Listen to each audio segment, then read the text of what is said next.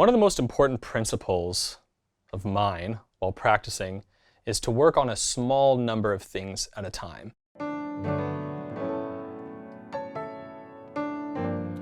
There's a Bruce Lee quote I think about all the time, which is, "I fear not the man who has practiced 100 kicks one time, but rather I fear the man who's practiced one kick 100 times." And that for me is what musicianship, at least my musicianship, is all about.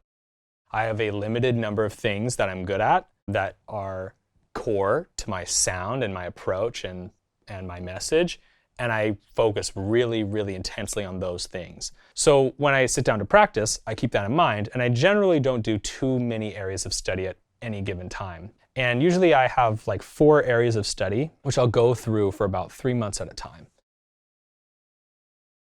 For instance, the way I like to do it, I'll pick those 4 areas. It might be playing new tunes, learning a bunch of tunes.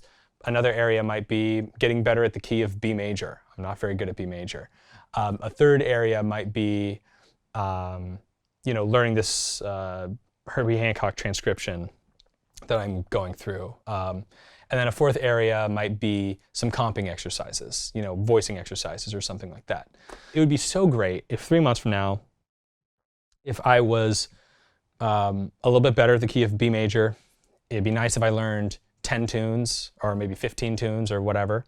It'd be really nice if I had this like Herbie Hancock transcription. Maybe I want to learn his Dolphin Dance solo or something. That's a really great transcription if you want to learn it. Highly recommend it. Maybe each month I have like 2 or 3 voicing exercises that I'm learning, and maybe they're all related to one another. So in 3 months I'll have like 9 or 10, 8, 9 or 10 new exercises that I'm really good at that are all kind of related.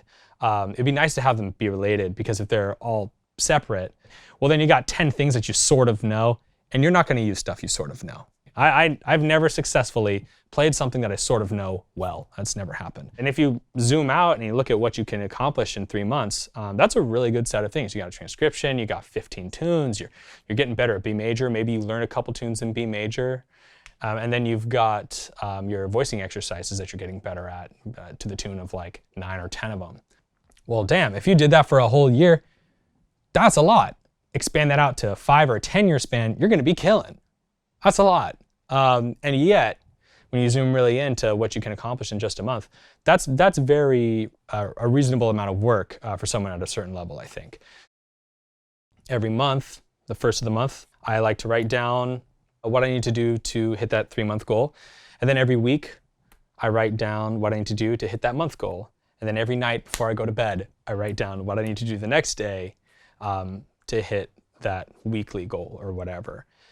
So in a sense, I'm like writing my program, and then I'm executing it. I'm running it every day when I sit down. A few things happen when you do this. When you plan out your practice, the first thing that happens is you know what to do. I think the biggest problem that students have is they sit down, and when you don't know what to do, you guess, you just start playing something, but then there's a thought in your mind, what if this isn't the right thing? That thought should never enter your mind when you're practicing. If you don't believe in what you're doing, you're not going to have very much fun. Like, is this even going to count for anything? Am I going to get better? Is this what I should be doing? Should I be doing something else? This isn't working. When those thoughts are entering your mind, you have a pretty low chance of continuing. If you're organized and you've planned out what you're going to do and you see how it's going to hit that longer goal, that belief, that confidence in what you're doing is going to make it much more fun and, in the long run, much more effective.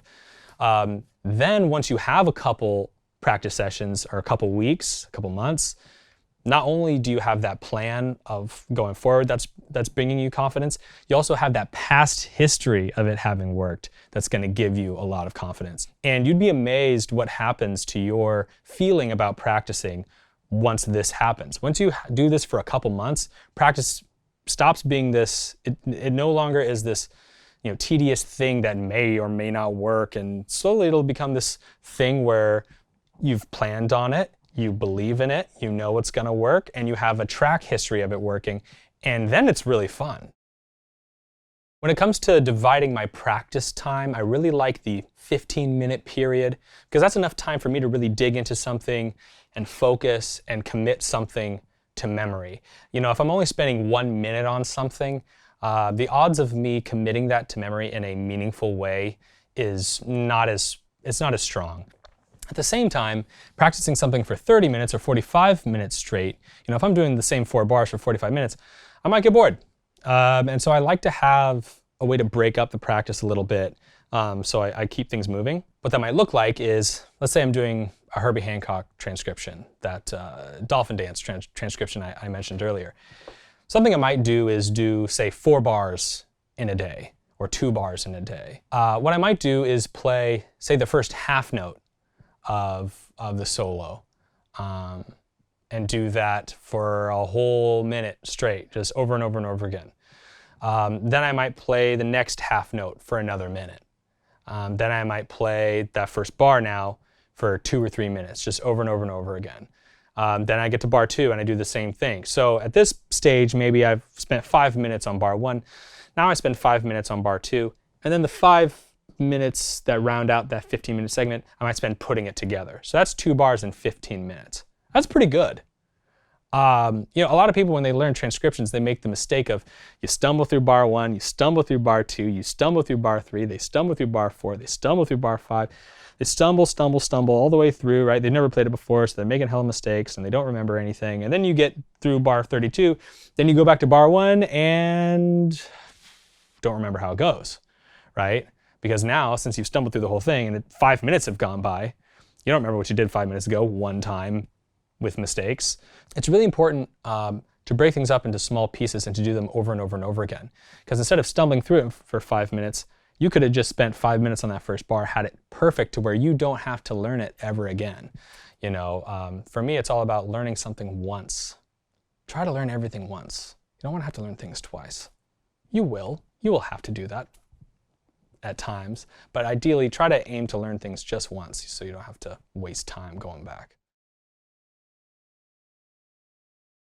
My advice to anybody who's trying to come up with their own practice routine would be to think about how you want to sound, first off. What sound are you going for? And then ask yourself, what does my brain and body have to do to achieve that? And break it down into really small pieces. If there is a certain bebop line or phrase that you want to get into your playing, ask yourself, what is it going to take to be able to play that? It's not just learning how to play it once or twice, or even learning how to play it like perfectly so you'll always nail it. There's also a part of your brain that has to think of it, that has to be able to pop into your head when the time comes to play it. So I'm always thinking about what my mind has to do in order for the playing to happen. And so when you're coming up with your own practice routines, ask yourself how you want to sound and what it's going to take to get there. Then figure out what those small mental steps are, and then play them over and over and over again. Do them over and over and over again so that you can come up with the sound that you want. When you're ready to get started, head over to soundfly.com.